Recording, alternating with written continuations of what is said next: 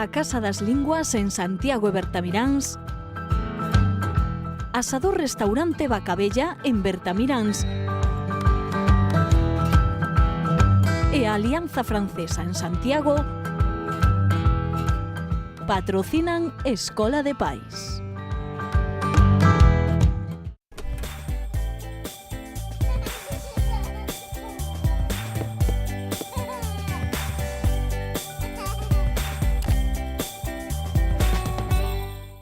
Benvidos á Escola de Pais. No programa de hoxe imos falar da educación nas familias con parellas separadas, porque o amor non dura para toda a vida. Concha Laviz, benvida, de aprenderaeducar.org. Bien hallado, Carlos. O amor dura para toda a vida? No, lamentablemente no. En algunos casos sí. Vouche explicar despois de onde ven iso, que isto lino hai pouco e encantoume, onde ven o concepto do amor para toda a vida. Abel Lamas, que eres vicepresidente da Asociación de Pais e Nais Separados, benvido tamén. Moitas grazas. E Javier Pérez, que é abogado e especialista en menores pola Universidade de Vigo, benvido. Gracias. Queres que che conte o do amor para Sí, toda a sí, vida? claro. Antes de nada, pues Sí. mira, isto ven da Idade Media. E na Idade Media a esperanza de vida estaba nos 35 anos aproximadamente. Entón ti, o tempo que tiñas unha relación entre coñecías a alguén, casabas, reproducías, te criabas a esa persoa, 20 anos aproximadamente. Tiñas relacións como a partir dos 15, co cal 20 e 15, 35, morrías, un amor para toda a vida. Para toda a vida, claro. Claro, entón claro, hoxe en día temos vida para ter varios amores. Pero fíjate lo que ha cambiado las cosas, que este día el Instituto Nacional de Estadística hacía pública unos datos en los cuales se decía que España ahora mismo es el primer país de la Unión Europea en separaciones, en divorcios, y que al menos hay unos 150.000 niños que de alguna manera, entre comillas, sufren esa situación, esa circunstancia de tener una doble familia. Perdón. Entón, eu digo que a xente se separe non o vexo mal, quero dicirche, para estar mal, mellor estar separados que estar pero lógicamente hai que, vos falabades antes de comenzar, ou falabas ti, estabas te escoitando algo como que había que facer os plans, non? Había que planear todo moi ben, porque lógicamente... Sí, es un estudio que se hacía a propósito de que cuando más generosos podemos ser es cuando todavía hay amor, y que entonces deberíamos de plantearnos, por ejemplo, en Cataluña ya se hace, ¿no? El hecho de que cuando te casas tienes ya ipso facto es la separación de bienes, pero a mayores de eso hablaban incluso de una especie de contrato matrimonial por el cual, que incluso registrándolo en el registro civil, donde para el caso de separación se estableciesen ya unas pautas con respecto a los hijos y tal. ¿Por qué? Porque en ese momento, claro, aunque puede parecer muy frío y decir, Dios mío, ¿cómo me voy a casar? Y ya estoy pensando en que me voy a separar. Claro, pero lo cierto y verdad es que es lo que tenemos. Y también lo cierto y verdad es que cuando hay una separación, quienes sufren realmente son los hijos. Así tengan 3 años o tengan 30. Siempre nunha separación sufre todo o mundo, nunha separación sufre todo o mundo. Todo el mundo sí, pero el más indefenso sigue siendo siempre el hijo. Señor abogado, sería tan lógico facer iso, non? Hai unha dificultad, yo aprecio unha dificultad. Estos temas, evidentemente, me vengo aquí como especialista en menores, mi carrera profesional empezó en el campo de menores, mis estudios de doctorado también versan sobre menores, y mi compromiso siempre con el menor. Entonces, el análisis de cualquier conflicto familiar que precisa de soluciones jurídicas, siempre lo enfoco desde la perspectiva de los menores implicados. Claro, ¿qué ocurre ante la propuesta de la compañera de Concha, que me parece por una parte muy lógica, muy civilizada, más que nada porque es una entrada en terreno de qué ocurre si el amor no es para toda la vida, ciertamente, ¿no? Es una postura muy realista y muy responsable. Bueno, porque é certo que a xente se separa, tiñamos os datos do Instituto Nacional de Estadística que dije, bueno... Y por una parte, fuera de mi ciencia, lógicamente, pero esa postura realista me parece que anticipa el que la frustración de la separación o el divorcio se pueda llevar mejor también, ¿no? Es decir, hemos concebido que esto es posible que tenga fecha de caducidad. Desde la perspectiva jurídica del menor, claro, el menor es también una parte implicada en ese acuerdo previo y no firmante.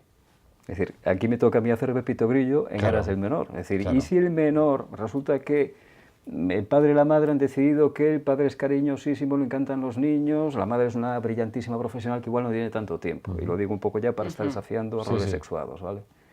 Pero de repente igual el niño se lleva fantástico, la niña se lleva fantástico con su madre.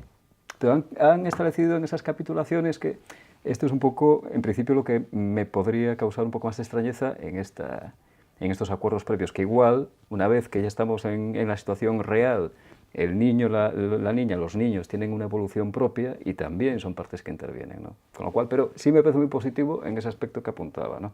El hecho de que me parece que ya es ir haciendo un ensayo de cara a la responsabilidad en esa otra forma de familia, que es la familia que se genera cuando el contrato matrimonial ha fracasado. Porque separámonos de xeito responsable. Xa Como- non digo establecer lazos de unión, sino xa a separación, ou sempre ten un punto de vendetta. No, non necesariamente, que va. E cada vez a sociedade asume de forma normalizada que unha parella chega un día e decide que non continúa a súa convivencia, e iso de por sí se supón que nos vai a levar a unha situación mellor que a de partida, pois non quere seguir convivindo, pode ser simplemente non porque sí, ten os seus motivos, non? Iso estáse normalizando, cada vez se realiza con máis grado de responsabilidade. De feito, na última normativa sobre estas circunstancias que se aprobou no País Vasco, unha lei que regula nos procesos de separación, un réxime de custodia de corresponsabilidade parental, como nos gusta denominar, xa se introduxo a previsión do contrato de parentalidade previo a unha posible situación de ruptura da parella. Claro, hai que ter en conta que en dereito de familia as situacións sempre son transitorias. Un non pode pensar que adopta hoxe un acordo, se os seus fillos teñen 2 ou 3 anos, e pensar que ese acordo incólume, ríxido, vai a ser de aplicación cando o neno chega á preadolescencia, non? A familia ten que saber adaptarse, e ese é un dos problemas de judicializar a resolución dos procesos de separación e de divorcio, non? Porque as sentencias judiciais encorsetan as circunstancias familiares e abocan á familia logo a un montón de conflitos posteriores, non? Se hai moitísimas separacións e divorcios en España, aquí en Galicia, datos do Poder Judicial do ano 2016, máis de 6.000 separacións nun ano, non? Pero eso son as separacións, pero logo que número tan grande hai de conflitos que logo se suscitan por modificación de medidas que se chama, non? Que algún dos membros da parella din, non, si a sentencia inicial non vale a día de hoxe, non?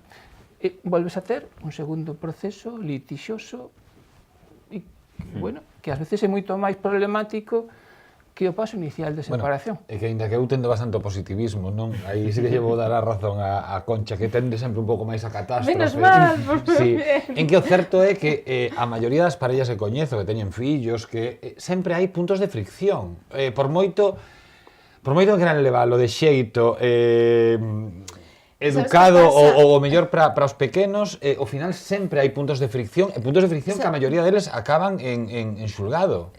Claro, por aí é moi importante que na sociedade sexamos conscientes de que a vía judicial debe ser o último remedio que poñemos en práctica. Existen outros recursos, outras vías, a mediación familiar, a figura que comeza agora a irrumpir en España, en que se denomina coordinador de coparentalidade, que actúa, como o mellor pode facer Concha en casos das familias as que ela trata, non?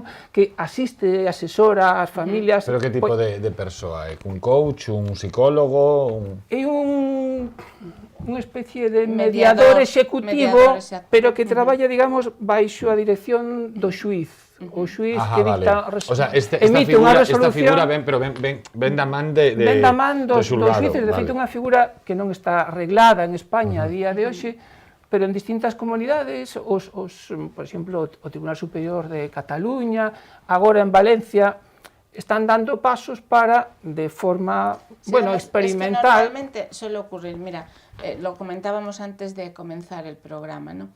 Hay dos cuestiones. Cuando una pareja se separa, depende mucho de cómo, digamos, quién haya tomado la decisión y cuánto le moleste al otro la decisión que ha tomado uno. Es decir, si alguien continúa enamorado, evidentemente esa sensación de frustración le lleva a cometer equivocaciones. Cuando ambos los dos se han sentado y han dialogado, esto pues no tiene más recorrido. Normalmente es mucho más fácil que alcancen acuerdos. Dicho lo cual, sí es verdad que cada vez está cogiendo más fuerza la figura del mediador, pero por una razón fundamental, porque el mediador ve el problema desde fuera, sin ningún tipo de emotividad o de emocionalidad, ¿no? Es decir, en él solo le cabe, o debe caberle, el sentido común. Es decir, que a veces es el menos común de los sentidos, pero el sentido común. Entonces se trata, a nosotros nos pasa sobre todo cuando nos vienen chicos que tienen problema, ¿vale? Y que los padres están separados. Normalmente, hay excepciones, pero normalmente vienen con la madre. Normalmente también el padre es el último en enterarse, por decir de alguna manera. Y parece como si hubiese una cierta reticencia de que se enterase el padre por varias razones. Una, porque la madre tiene esa sensación de culpa, me van a culpar porque no lo he hecho bien, ¿vale? Y por el otro lado, a ver qué va a venir a contar. Cuando nosotros le explicamos que para sacar ese niño adelante es necesaria la ayuda de los dos y la visión conjunta de los tres, en este caso los tres adultos, y cuando nosotros llamamos al padre siempre, al padre o a la madre, ¿no? Pero siempre le llamamos, y lo ponemos frente al problema, es muy raro, solo nos ha pasado en un par de ocasiones, donde los dos progenitores no vayan de acuerdo. Y cada uno nos cuenta una versión del problema, y de por qué se separaron, y de por qué está el niño así. Pero nosotros al final le decimos, mira, como desahogo ha estado bien, ¿vale? Te hemos escuchado. Pero ahora vamos a lo que importa. ¿Tú quieres a tu hijo en esta situación? Porque está claro, ahora estará mortificando a su madre o a su padre, depende con quién conviva. Pero es que a la larga vais a sufrir el problema los tres. Es decir, el chico se va a convertir en un tirano, probablemente incluso puede llegar a delinquir, y el problema lo vais a tener los tres. El chaval porque lo está sufriendo en primera persona, y el padre y la madre porque al fin y al cabo sois padres y madres, y a mí no me podéis decir que no os interesa vuestro hijo. Concha, espera, a ver. Acabas de decir que uns pais que se leven mal o fillo pode acabar delincuente. No. Claro, a ver, claro, Estoy non leves as diciendo, cosas no. ao extremo. Estoy diciendo... É un indicador, un factor de Sí, risco. es un Claro, factor, un factor de risco, no, pero pero no estoy podemos hacer diciendo, no, lo que trato de, claro. lo que trato de explicarle al padre y a la madre, ¿vale? Es que si ambos los dos no se ponen de acuerdo y trabajamos en conjunto, normalmente los chicos cuando vienen a junto de o cuando nos los traen, es porque tienen una situación de conducta total y absolutamente disruptiva. Claro, pero Entonces, mellor non é simplemente dese feito, claro. Claro, no, vamos a ver, no es el único Que criterio. eu son fillo de pais separados, e Perdona, aquí me tes. Perdona, yo soy Claro. hija de padres separados del año E aquí me 59, tes. imagínate, y aquí estamos, no queremos decir eso. Entón é moi importante, factor. pero se é un factor, non empecemos a xeralizar todo no extremo. Cando hai unha separación, o foco tense que poñer inmediatamente, se hai menores de por medio, hai que poñer o foco sempre Es que neles. es un interés primordial, es un interés supremo del ordenamiento jurídico español y es preciso parte de todas las partes actuantes, ¿no? Desde la perspectiva de la abogacía, del ejercicio de la abogacía, pues hay lugares comunes con lo que ha dicho Concha. Por ejemplo, vienen, en ocasiones, lo más extravagante que a mí personalmente me ha pasado en el despacho es un matrimonio que confunde el despacho de un abogado con el gabinete de un psicólogo. Claro, sí. Sí. No han hablado nada sobre esa ruptura Sí. y vienen pensando que realmente la primera solución que encuentran es: tenemos un problema de crisis de pareja, se supone que ya no queremos seguir juntos, vamos a un abogado. Oye, non sei se existirá esa figura, pero mellor un abogado psicólogo. Bueno, los neste- abogados que hemos ejercido, aunque yo soy propiamente abogado sanitario, pero repito, mi compromiso siempre está con la infancia, ¿no? Y bueno, y creo, la verdad, que en derecho de familia, para trabajar en derecho de familia, hace falta mucha sensatez. Poner el foco, precisamente esto, en el interés del menor, y mucha sensatez. Y también psicología y empatía hasta cierto punto. Sobre todo cuando llevas a una de las partes, nunca puedes ser excesivamente empático porque te pierdes y reproduces en sede judicial sus errores, y eso es terrible para todos. Es lo peor que puedes hacer a un cliente. Pero bueno, ciertamente vienen muchísimas veces con el problema emocional, no lo han limpiado, no lo han dejado atrás, y realmente nuestra labor, la labor de un abogado que interviene en un procedimiento de familia, tendría que ser lo más reducida posible, lo más reducida. Es decir, que antes o simultáneamente hubiese la colaboración de un profesional de la psicología que ayudase a hacer el duelo por la separación.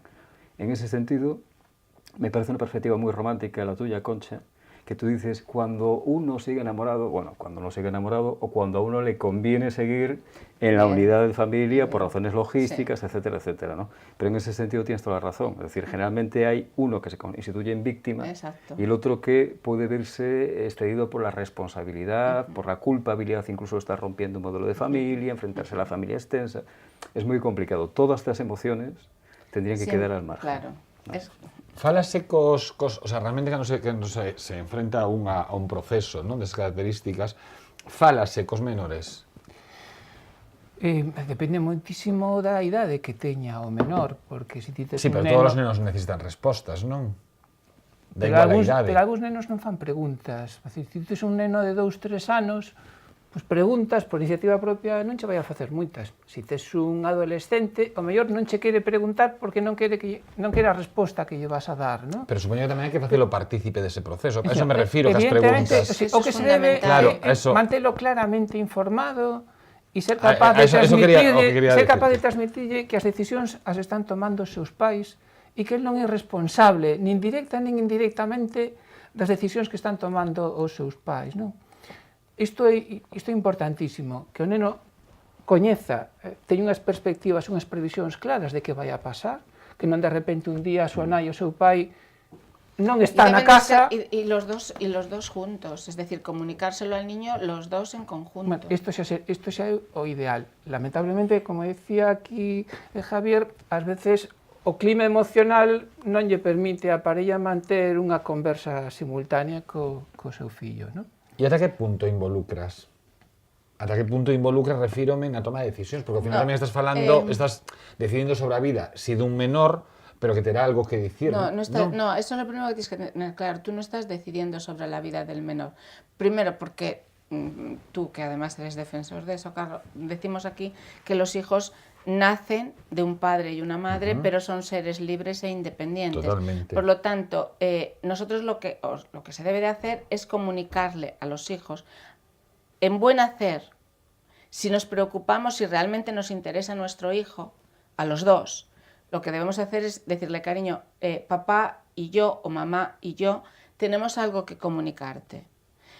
Está claro que antes de llegar a esa situación, los chicos que tienen unas antenas parabólicas extraordinarias saben que algo no está funcionando bien en su casa, ¿vale? Entonces, pueden empezar de esa manera, diciéndole, cariño, sabes que últimamente papá y yo tenemos, o mamá y yo, tenemos algunas discusiones, no estamos tan cariñosos como antes, dependiendo también de la edad. No es lo mismo comunicárselo a un niño de 6 años que a un chico de 16 o que a uno de 30, porque todos, al final, todos tienen problemas, ¿no? Pero todos tienen problemas, me refiero con esa comunicación. Pero los dos juntos y haciendo un ejercicio supremo, ambos, los dos adultos, los dos progenitores, de generosidad hacia el pequeño. Porque al fin y al cabo, sé que es una palabra que no te gusta, pero a mí sabes que me gusta mucho, es el proyecto junto o por separado más importante que van a tener en su vida, ¿vale? Entonces, tratar de hacerle el menos daños posible y decirles siempre que ellos van a estar ahí, que les van a seguir queriendo igual, que no se parte el cariño, sino que les van a tener no en la misma casa, pero sí igual en los mismos días, repartiendo días, es decir, pero que de alguna manera siempre van a estar a su lado. Sí, pero o que preguntaba tamén era ata que punto involucras a un menor no proceso de separación, non tanto no primeiro momento, sino cando xa se empezan a tomar decisións, ata que punto podes ou debes. Depende de la responsabilidad que ejerza cada uno. Non debes involucralo. Non debes involucralo. Non temos que facer que os fillos das persoas que se separen teñan un estigma polo feito de que os seus pais se separaron. Esos nenos siguen sendo nenos tan iguais como os nenos das parellas que non se separaron. Pero pregunto, vamos a aclarar termos, é que si soltamos teorías, xente non nos entende, temos que dar exemplos. Isto é algo moi práctico. Entón, claro, non, a ver, esperade un momento, se non explicamos nada, estades dando datos que a xente pérdese. Entón, se houbera unha posibilidade X de ti podes pasar unha semana nunha casa, outra semana noutra, ou podes pasar 3 días, 2, non sei, o sea, nese caso é bo consultalo co rapaz ou a decisión a toman os adultos? Ese plantexamento non se debe facer ao menor nunca. É o que quería preguntar. Nunca. Así de claro, rotundamente. Estamos de acuerdo. No. Estamos de acuerdo. Lo tienen que decidir los progenitores en función del interés del menor. Es decir, está claro que, por ejemplo, lo que no es lógico, no parece lógico, que cuando un hijo quiere pasar el día de su cumpleaños con su padre o con su madre, uno de los dos sistemáticamente lo impida. O, por ejemplo, viene el Día de la Madre y que sistemáticamente... Es decir, vamos a ver... Pero eso está regulado, suponse, sentido... ¿no? Pero eso está regulado. No, que te explique el abogado. Sí, puede venir el convenio regulador, y suele ser, en el convenio regulador tipo, por ejemplo, pues efectivamente, suele, un convenio regulador tipo de custodia monoparental. Se suele recoger que en aquellos días especiales, reyes, efectivamente, cumpleaños, incluso cumpleaños del menor, que pueda repartirlo entre ambos progenitores, ¿no? Pero ciertamente hace falta, pues... Corresponsabilidad. Sí, corresponsabilidad y también empatía también con la otra parte, ¿no? Es decir, entender que también la otra parte quiere estar ese día con el niño, y eso pues no existe. Muchas veces, me refiero, estamos hablando de en un contexto de familias donde no existe una buena coordinación, una buena sintonía entre padres. Entonces, cuanto más descendemos, es que aquí hay un grandísimo problema que es, si tú estableces un convenio regulador, y es también otro, digamos, un debate que internamente tienes como profesional, ¿qué haces? Si haces un convenio regulador abierto, que permite la flexibilidad, casi la improvisación... ¿Y cómo es un convenio regulador abierto? Me refiero que no venga regulado todo estrictamente. Ajá, vale. Que en general que se las cláusulas ellos, oscuras deben de evitarse ciertamente, ¿no? Pero bueno, puedes dejar un convenio regulador confiando que los progenitores, atendiendo a sus necesidades, pero por supuesto a las necesidades de los niños, pues puedan ir tomando decisiones, ¿no? Estableciendo una serie de pautas alimentarias, que sería lo ideal, ciertamente.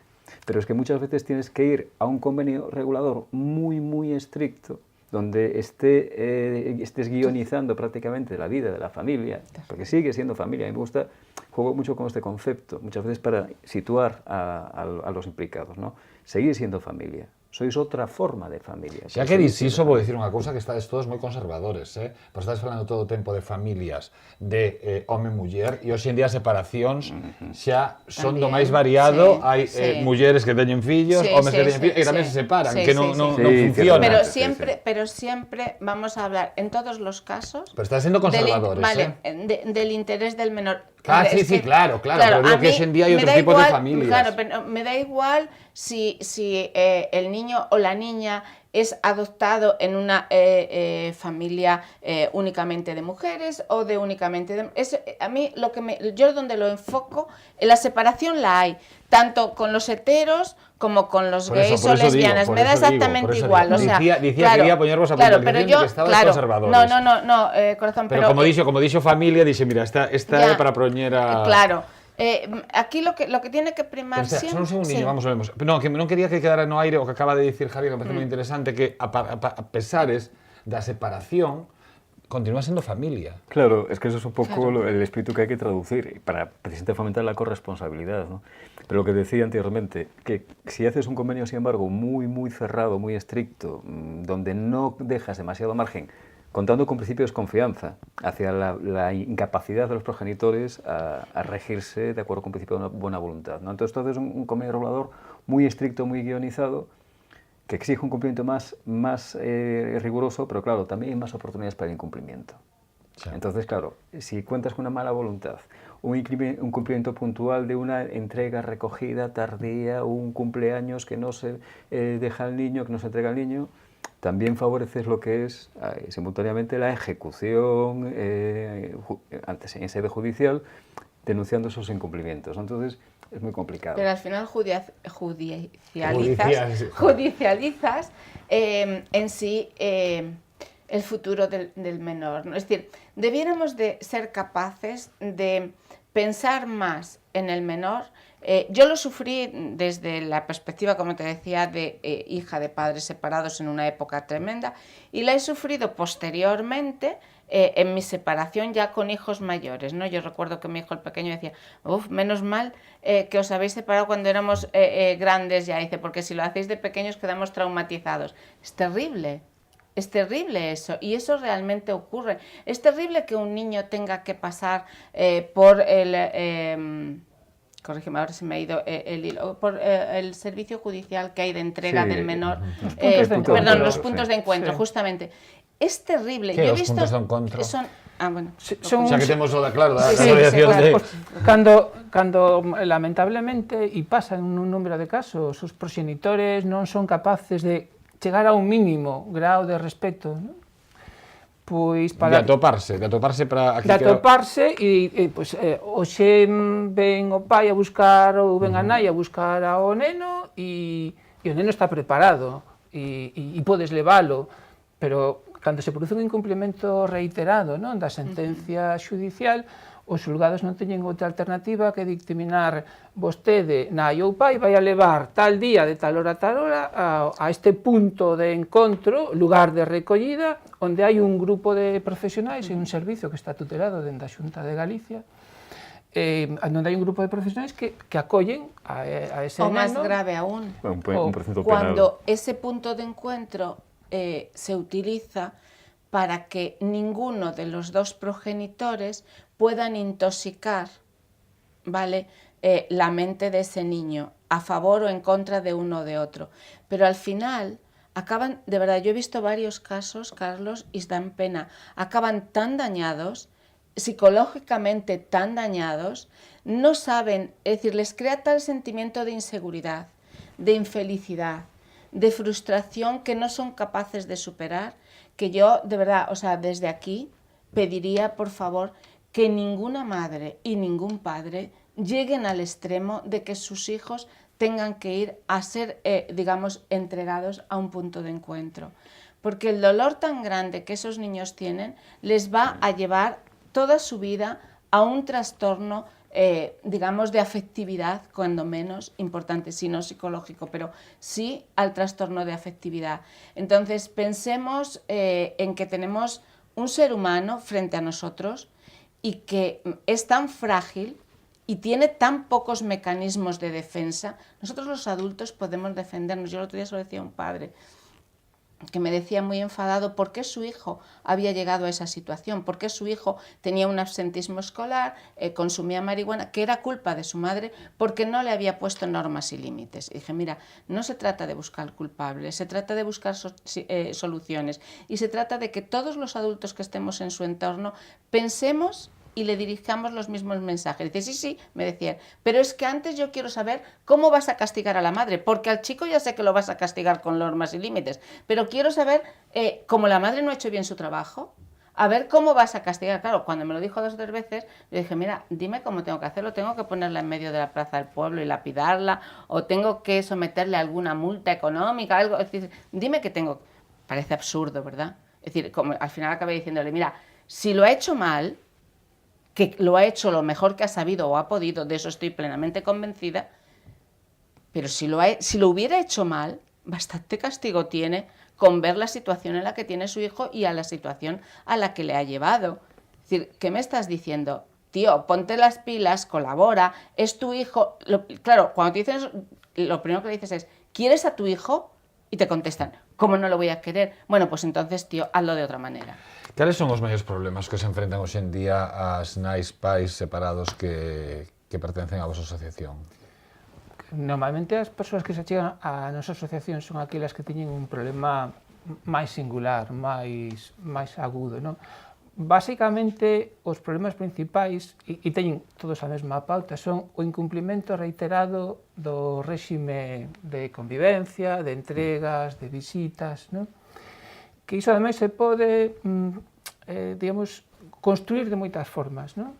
Pode ser un incumplimento manifesto, é dicir, non accedo a que o menor vaya contigo, non accedo a que te relaciones co menor ni siquiera no colexio, poñendo dificultades para que ti vayas a ter unha entrevista co profesor, ou non accedo a que te involucres, bueno, nos cuidados sanitarios do neno, ou incluso chego a buscar ao fillo ou filla e está enfermo.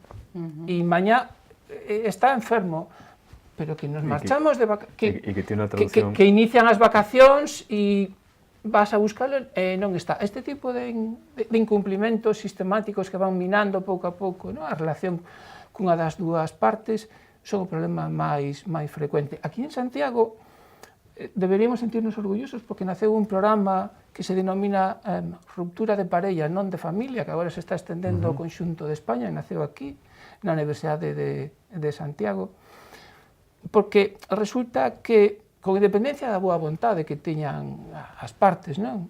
A nai e o pai, se xan dous homes, dous mulleres, iso tanto ten, con frecuencia non hai habilidade para xestionar e desenvolverse nesa nova situación, non? Que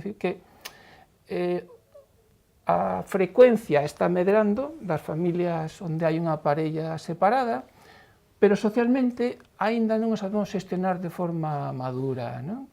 Incluso o feito de decir vou a separarme, con frecuencia desencadea unha serie de conflictos alrededor do núcleo da parella, bueno, co resto da familia, non? E o feito de que ti te separes, con frecuencia conleva que logo o teu fillo vai ter un acceso dificultoso cos outros avós, cos outros curmáns, etc. Os que non son da túa familia natural. Entón, as parellas con frecuencia necesitan un aprendizaxe que debe darse antes de que os conflictos sexan evidentes, non? Como con frecuencia sucede, pois, o neno comeza a ter problemas de adaptación na escola, na adolescencia de índole variado, que na época na que cando a figura, unha das dúas figuras parentais está desacreditada, como sucede, non? Cando hai un conflicto permanente ao longo do tempo, ese adolescente comeza a facer uso deses recursos que adquire en función da idade e deixa de ser controlado, non? Ese tipo de problemática é a máis frecuente das familias, das parellas que se achegan onda nós, non? E logo, sí, claro, o incumplimento de pago de pensións, en fin. E no teu caso, por exemplo, onde te especializas nestes momentos en menores, non nesas situacións? En casos de... Sí, de separación, claro que falamos hoxe. Es que, por ejemplo, yo estaba... Es que, evidentemente, cada caso admite muchísimas variables, ¿no? Lo más complicado que puedes ver en un supuesto de mala relación parental es, yendo más allá en la línea que tú apuntabas, aquellos casos en los que hay una denuncia de malos tratos por parte, o sea, un progenitor atribuye, imputa a otro progenitor maltrato sobre los hijos, ¿no? De cualquier carácter. Maltrato sobre los fillos. Claro. Ya hay un contexto de ruptura familiar. Sí. Es decir, tenemos un matrimonio, una pareja, lo que sea, que ya no conviven juntos y con la oportunidad del régimen de comunicaciones o con la oportunidad de la custodia, generalmente es con la oportunidad del régimen de comunicaciones, el ex cónyuge custodio, denuncia al otro por supuesto malos tratos. Es un caso todavía mucho más sangrante, porque si ya nos parecía fría la entrega y recogida de los niños en el punto de encuentro, en este caso el juez de lo penal, juez de instrucción, puede acordar, como medida de protección para el menor o los menores, que las propias visitas se realicen en el punto de encuentro, ¿no? Que xa non podes sair con teu fillo desas 4 paredes. Es una realidad muy dura, ¿no? Entonces esto es claro, realmente... pero también es verdad que, vamos a ver, lo que voy a decir igual no gusta mucho, pero ¿Qué miedo es realidad. Concha? Sí, ¿Qué miedo me das? Me doy miedo yo a decirlo, pero también tengo que decirlo por una cuestión. De un marido maltratador, normalmente hay un padre maltratador, y eso también lo he visto, ¿vale? Quiero decir... Te puedes, a mí claro, era tu opinión, a mí estas generalizaciones dame moito medo. Pero no estoy, vamos a ver, estoy diciendo en casos, ¿vale? Es decir, el maltratador es un ser en sí mismo violento y agresivo. Esa violencia y esa agresividad también le va a salir en el momento en que el chico... No tenemos datos, no podemos pero es una opinión personal. Claro, é a túa opinión. Es mi opinión personal. Mira unha cousa. De todas formas, si os parece, un poco sí. por buscar un camino intermedio, ¿no? Que yo creo que en estos casos, evidentemente, pues puede ser... No estaba pensando tanto, sinceramente, en un supuesto de malos tratos reales. Tampoco me estaba refiriendo a que el progenitor que denuncia lo haga con conocimiento de la falsedad de su denuncia. No. Es que probablemente el que denuncia sí piensa que esos malos tratos son reales. Y no lo fuese. Y pueden no serlo, porque generalmente después, afortunadamente, pues cuando se establece el régimen de visitas en el punto de encuentro, es muy habitual que los profesionales que tienen que custodiar esas visitas adviertan que hay buena relación entre el padre padre o la madre, quien sea, y los menores, ¿no? Y que ciertamente no hay atisbos de maltrato. Claro. Pero de lo que quiero llamar la atención es esto, es que realmente esa distancia y ese odio que se puede generar crea monstruos, ¿no? Y eso es lo que contamina. Yo siempre lo digo, y disculpa. Sí, perdón, no, siempre lo digo. Que personalmente yo lo digo, afortunadamente para mí, pero la única manifestación de odio que he conocido en mi vida ha sido en procesos de familia. Claro. La única manifestación de odio auténtico, y ves hasta dónde puede llegar, ¿no? Que ibas a decir?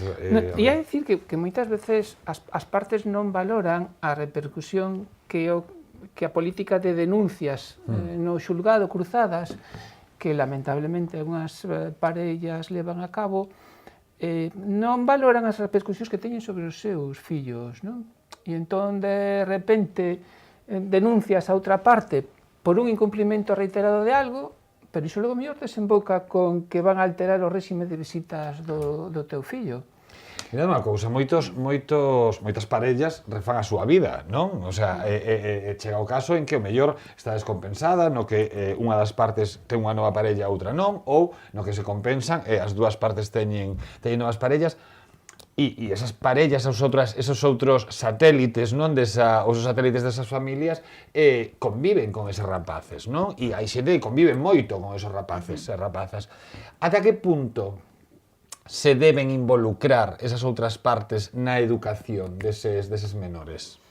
Depende. Con naturalidade. Además tengo un caso de Vigo, que es justo lo que acabas de exponer. Depende, vamos a ver, yo no soy partidaria de que la otra pareja se implique en unas normas o en unos límites que tiene que poner el padre y la madre del muchacho o de la muchacha. Si bien es cierto... Es que realmente hay una persona. Claro, pero espera, no, incluso puede haber más de una persona, claro. Porque estoy pensando en este caso donde hay 3 adolescentes, ¿vale? 2 son hijas de la nueva pareja y una viene de la anterior. Si las normas y límites en esa casa están establecidas para todo el mundo por igual, evidentemente son las normas de una casa donde gobiernan unos adultos. El problema suele venir siempre cuando no se aplican de forma igualitaria o hay la percepción por parte de una de las partes de que no se aplica de forma igualitaria en función de si son hijos de uno o de otro. Por eso, mi consejo ahí es que cada uno... o síndrome de Cenicienta. Non, o sea, parece que hai un tipo de regras para un e para outro. Claro, o sea, eso ya sería inaceptable. Pero sí es verdad que uno de ellos, el que se sienta más débil y que se siente en inferioridad, porque son 2 contra 1, por ejemplo, puede sentir que efectivamente no se le está tratando igual. Vale, ese é un caso, pero o que preguntaba eu era sin convivencias de fillos que veñen de outras familias, isto parece lo serrano. Pues las normas y los límites los marcan los progenitores, no las parejas. Sí, hay algo que es bastante indicativo de manipulación, llámese alineación monoparental, o que es un término a veces admite discusión, ¿no? Pero sí de manipulación de un progenitor sobre los niños a fin de neutralizar o de negar la imagen del otro progenitor, es decir, de transmitir a los niños su propia negación, ¿no? De que han estado casados, o casados o no, o se han reproducido con esa otra persona. Que es la de, por ejemplo, cuando se incorpora una nueva pareja, que de alguna forma fomentar que los menores llamen a esa pareja papi o mami, y al otro progenitor por su nombre de pila, ¿no? Esto es muy inquietante, porque distorsiona también la identidad del niño, es que vulnera también el derecho del niño a conformar su propia identidad, ¿no? Y son así detalles que son muy indicativos de que no se asume lo que es la responsabilidad que se ha adquirido sobre una situación familiar pasada y que ciertamente, por supuesto que la familia continúa. Un argumento que manejo muy habitualmente en este tipo de casos es, por ejemplo, cuando te encuentras con un progenitor que quiere acaparar muchísimo el cuidado del niño, el que va a asumir la custodia, por ejemplo, y quiere un régimen de visitas o de comunicaciones lo más breve posible con el otro. Yo le digo, esto es una oportunidad también para renovar tu vida sentimental. Si tú te cargas con una custodia excesivamente gravosa, no vas a poder tener tanta libertad. Es decir, la incorporación de nuevas personas, obviamente, es sano, está bien. Está bien que los niños puedan ampliar su esfera de afectos. Parece moi interesante o concepto, e aí quería que tamén que entraras ti, se parece, de borrar identidade. Non borrar identidade do outro, como de desaparecer. Es que también tenía, lo comentabas tú anteriormente, o sea, por ejemplo, la dificultad para acceder a visitas con familia extensa también vulnera esa identidad del menor, ¿no? El crear una configuración familiar o distorsionada, porque se alteran los roles parentales, o mutilada, porque se evita el contacto con otra familia que podrá ser mejor o peor, o te podrá gustar más o menos, pero seguro que algo aporta, y en todo caso es tu la única... familia. Exactamente. Isto é tremendamente prejudicial para os menores. Hai que respetar sempre, en todo momento, a súa identidade. Ese menor ten unha historia persoal, ten unha nai, un pai, dous nais, dous pais, ten unha familia... Gústame que estes tan modernos de... Ten unha familia, ás veces por economía de linguaxe, pues, non estás todo o rato precisando, matizando, pero bueno, ten unha familia extensa e aquí en Galicia... Tiene incluso abuelos, maternos, paternos, primos, tíos, y esa relación con el menor es enriquecedora siempre. Pero, claro, e volvo ao que mencionaba antes, hai que, digamos, ser conscientes de que a outra parella e toda a súa familia extensa é un valor impagable para o noso fillo. Iso non se pode sustituir por cartos, por unha boa educación, un colexio. Iso é un valor irrenunciable e temos que ser respetuosos porque é un dereito do noso fillo, da nosa filla, non? Entón, se ti, refás a túa vida, o cal é fenomenal, terás novas parellas, coas súas circunstancias concretas tamén da nova parella, pero o teu fillo vai seguir tendo a súa nai e o seu pai, iso debe respetarse sempre, non debe inducirse en ningún tipo de confusión, e a autoridade sempre vai a debir do progenitor, do fillo, con independencia das novas parellas coas que estea, non? Vou me quedar co que dixeches con respeto, que ao final eu resumo un pouco do programa de hoxe. Concha, moitas grazas, Javier, Abel, moitísimas grazas aos tres, quedámonos con iso que falábamos, respeto, basicamente. É o que dixo Concha tamén antes, sentido común. Nos marchamos, continúan ca programación de Correo Televisión, sexan moi felices.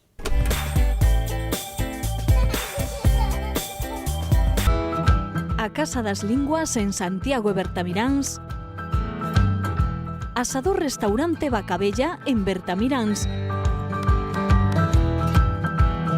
e a Alianza Francesa en Santiago patrocinan Escola de Pais.